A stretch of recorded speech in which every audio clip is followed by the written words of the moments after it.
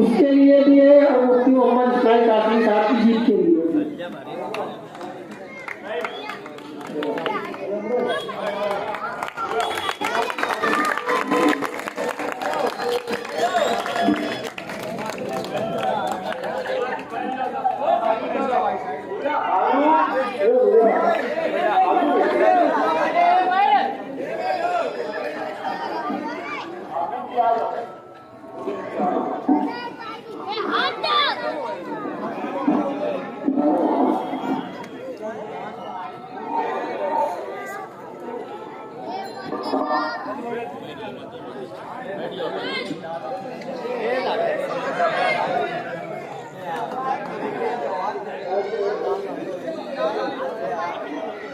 सारे बूढ़े गुरु मुफ्ती मोहम्मद इस्माइल कासमी साहब के इस्तेमाल कर रहे हैं। सारे बूढ़े गुरु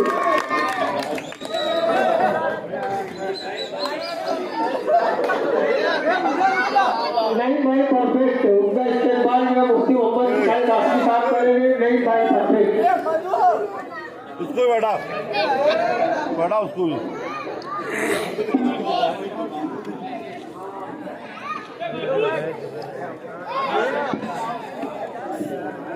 भाई जुबैर अल कासी मुफ्ती मोहम्मद इस्माइल कासमी साहब का इस्तेमाल करेंगे। जुबैर अल कासी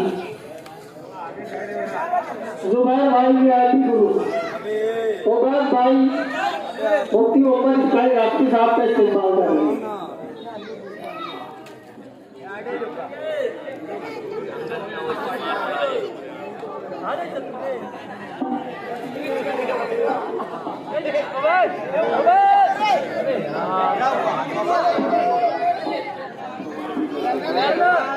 जमाल नासिर मुफ्ती मोहम्मद इस्माइल कासमी साहब का इस्तेमाल करेंगे। जमाल नासिर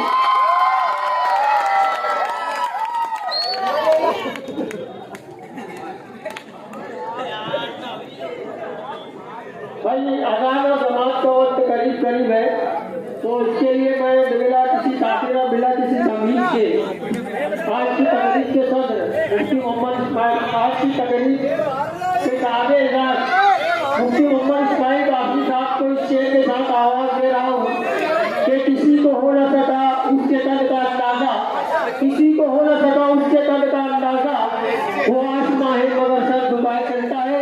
मुफ्ती मोहम्मद इस्माइल कासमी साहब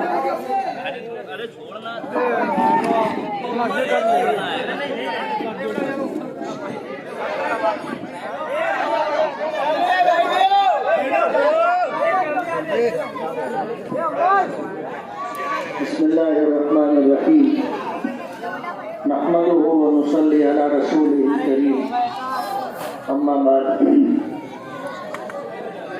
हे बालों पर शिकस्ता मज़ा हौसला शिकन, हे बालों पर शिकस्ता मज़ा हौसला शिकन, तेरा करम के कुव्वते परवास पाए। सदर मोहतरम स्टेज पर तशरीफ फरमा, मुअज़्ज़ज़ीन शहर, मेरे बुजुर्गों और दोस्तों, डायरेक्ट लगा मैं सबसे पहले अल्लाह रब्बुल आलमीन का शुक्रगुजार कि अल्लाह ताला ने बहुत सख्त हालात में हमें कामयाबी अता की। जिनसे हमारा सामना था उनकी मदद के लिए तमाम फिरका परस्त ताकतें लगी हुई।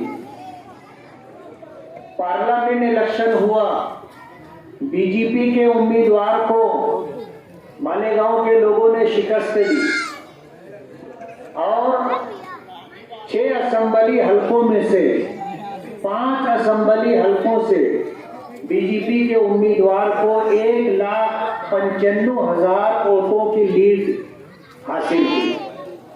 और वो ये समझ चुके थे कि हम जीत गए और धुलिये में बड़े बड़े बाइनर लग चुके थे और क्रेन के जरिए से बहुत बड़ा फूलों का हार बीजेपी के उम्मीदवार को पहनाया गया।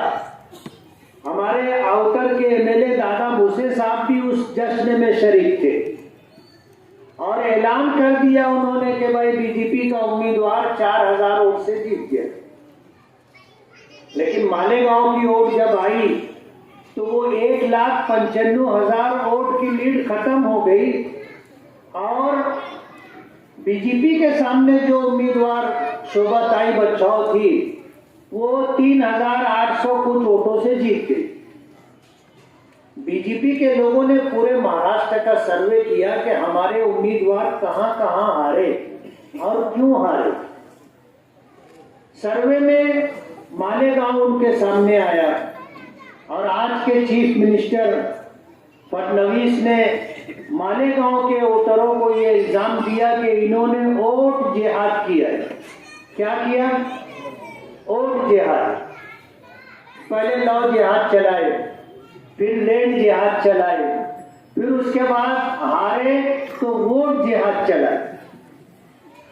तो उन्होंने मालेगांव के वोटरों ने जो वोट एकजुट होकर के बीजेपी के खिलाफ दी थी उसकी सजा देने का फैसला किया और वो मुझे देने का फैसला किया कि इनकी वजह से मालेगांव का माहौल हमारे खिलाफ हुआ है, इसलिए इनको गिराने का। हमारे सामने जो उम्मीदवार था तमाम फिरका परस्त ताकतें उसकी मदद के लिए मालेगांव आ गए और साम दाम दंड भेद सब लगा दिया उनके साथ। उनकी तरफ से जो फंडिंग हुई तो हमारे सामने जो उम्मीदवार था उसने 3 लाख वोटरों को पैसे बांटे, ऐसा उनका बोलना है। और उनका ये सोचना था कि 1.5 लाख लोग तो वोट देंगे। हमने अगर 3 लाख लोगों को पैसे दिए हैं तो 1.5 लाख लोग तो हमको वोट देंगे, तो हमको 1.5 लाख वोट मिल गई, हम जीत गए। और उन्होंने वोटिंग के बाद काउंटिंग वोटों की गिनती से पहले जश्न मनाना शुरू कर दिया था। आपने देखा है, कोई बताने वाली बात नहीं। लेकिन जब ये कुदरत को भूल करके चल रहे थे, अपने फिरका परस्त आकाओं की शय पर, उनकी मदद और हेल्प पर उनको ये गुरूर और तकब्बुर था कि हम जीत चुके हैं, कुदरत को भूल करके बात कर रहे थे। कुदरत ने उनको इतने कम वोटों पे ला के गिराया कि ये 5 साल बिलबिलाते रहे। पहले 38,000 वोटों से हारे थे तो 5 साल इसी उधेड़-बुन में थे कि इतनी ढेर वोटों से कैसे हार गए। अब वो खड्डा भरने के लिए उन्होंने सारे जतन किए। अब कुदरत ने ला के उनको 162 वोट से हरा दिया। अब ये 5 साल परेशान रहेंगे क्या? थोड़ा सा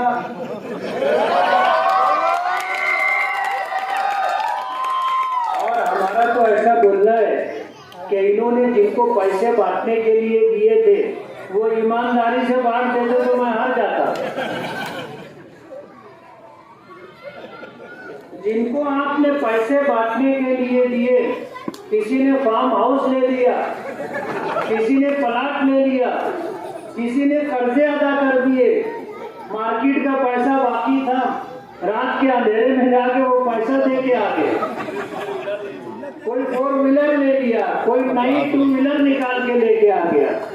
तो इन्होंने पैसे तो बांटे, लेकिन बांटने वालों ने ईमानदारी से नहीं बांटा।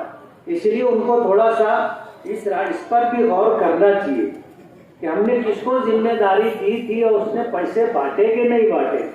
हमारा तो ऐसा मानना है कि अगर 15-20 लाख रुपया और बांट देते तो हम घर बैठ जाते।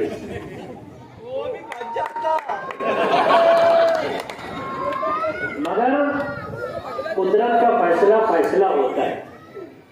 ये चाहते थे कि A to Z पहली पेटी से लेके आखिरी पेटी तक रिकाउंटिंग हो।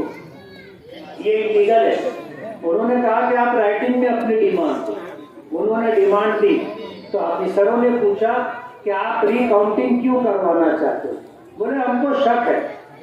तो उन्होंने पूछा क्या शक है? तो ये बता ही नहीं पा रहे थे क्या शक है। तो उन्होंने कहा कि रिकाउंटिंग नहीं होगी। 12:30-1 बजे से लेकर रात के 8 बजे तक यही झंझट चलती रही। मैं जाके पूछा, मैंने कहा क्या बात क्या है?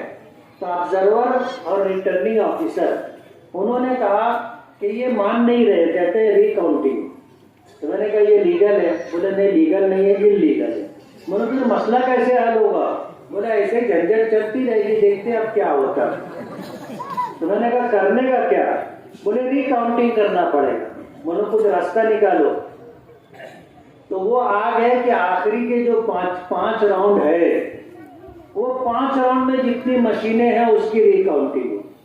वो ऑफिसर मुझसे कहने लगा कि देखो साहब, सर भ्रष्टाचार होता है और हम भी करते, नहीं करते ऐसा नहीं, हम भी करते, लेकिन लोकतंत्र की हम हत्या नहीं होने देंगे।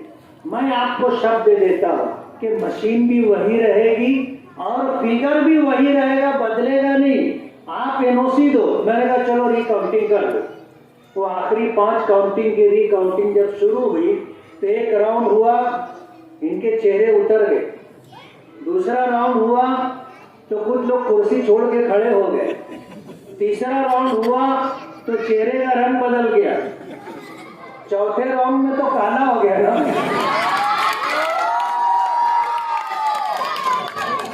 पांचवा राउंड से पहले ये मुंडी झुका करके सब बाहर निकल के चले गए। वो एक हाफिज साहब है, उनके साथ लगे रहते। वो जब काउंटिंग हो रही थी तो हर राउंड के शुरू में वो बोलते थे शुरू कीजिए इमाम साहब। ये हमारा सिकंदर के बाजू में बैठे थे। जब आखिरी राउंड आया तो सिकंदर ने कहा बड़ी मैयत है, शुरू कीजिए इमाम साहब, बड़ी मैयत है, शुरू कीजिए इमाम साहब। तो कहते ना कि भाई ये गुंबद की सदा जैसी कहे वैसी सुने। वो बार बार बोलते थे शुरू कीजिए इमाम साहब। आखिरी राउंड में उनको सुना दिया कि बड़ी मैयत है, शुरू कीजिए इमाम साहब। मैं आप लोगों का, पूरे मालेगांव वालों का बहुत बहुत शुक्रगुजार हूँ कि आपने मुझे फिर काम करने का मौका दिया। ये रोड इलेक्शन से पहले मंजूर हो चुका है, लेकिन आचार संहिता की वजह से रुक गया था। इलेक्शन के बाद हमने अल्हम्दुलिल्लाह ये रोड आपको बना करके दिया है और इसी के साथ 6 गलियां इंशाअल्लाह बनेगी। कुछ इधर की गलियां है, कुछ इधर की गलियां है। इंशाअल्लाह वो 6 गलियां भी हम बना करके देंगे। और मालेगांव शहर के अंदर ऐसे हमारे बहुत सारे काम है जो अभी होना बाकी है। और ये काम पिछले टर्म के, आप दुआ करें कि वो सारे काम हो और ये 5 साल में अल्लाह हमसे इस शहर का नाक नक्शा बदलने का काम ले। हम कोशिश करेंगे कि शहर को रोजगार भी मिले और शहर में बच्चों को तालीम भी मिले।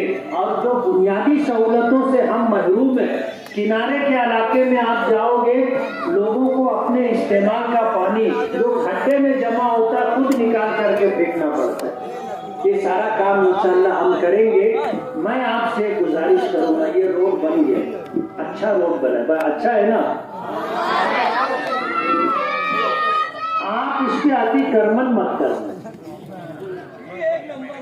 ये गुजारिश है आपसे, ये चौड़ा रोड है, आप थोड़ी तकलीफ उठा ले, अतिक्रमण ना करें। आप अतिक्रमण नहीं करोगे, आपको ये राहत रहेगी। आप अतिक्रमण करते हो, रास्ता तंग हो जाता है, आपको भी तकलीफ और हर आने जाने वाले को तकलीफ होती है। पानी की पाइपलाइन का मसला था और हमने काम रोड का शुरू करने से पहले अंडरग्राउंड ड्रेनेज का पाइप डलवाया, पानी का पाइप डलवाया। इसी तरह गलियों में जो पानी के पाइपलाइन पड़ने हैं, जमाल नासिर की कोशिशें हैं, हमारी भी, हमारा उनको साथ है। इंशाअल्लाह वो मसला भी हम हल करके देंगे कि गली के आखिरी घर तक पानी जाना चाहिए और इंशाअल्लाह हम ये काम करके देंगे। मैं सदर साहब का और इसी तरह जो है आप सभी लोगों का बहुत बहुत शुक्रगुजार हूँ कि आपने यहाँ पर जो है यहाँ पर एक इस्तेक़बालिया प्रोग्राम रखा और इस रोड के बनने पर आपने मुबारकबाद दी। इस प्रोग्राम में साबिर नूरानी साहब, हमारे कासिम खालू हैं, जमाल नासिर है और भूरिया है और भी बहुत सारे हमारे साथी हैं, मुबीन हैं। सभी लोगों का मैं बहुत बहुत शुक्रगुजार हूँ। अभी हमने एक मरहला तय किया है, असेंबली इलेक्शन जीता है। अभी दूसरा मरहला कारपोरेशन इलेक्शन का बाकी है। ये कारपोरेशन इलेक्शन अगर हम जीत लेते हैं तो हमको पूरे शहर में काम करना आसान हो जाएगा। दुआ करें कि अल्लाह वो कामयाबी भी अता फरमाए। बहुत बहुत शुक्रिया। सुभान अल्लाह व बिहम्दिही सुभानक अल्लाहुम्मा व बिहम्दिका नशहदु अल्ला इलाहा इल्ला अंता नस्तगफिरुका व नतूबु इलैक।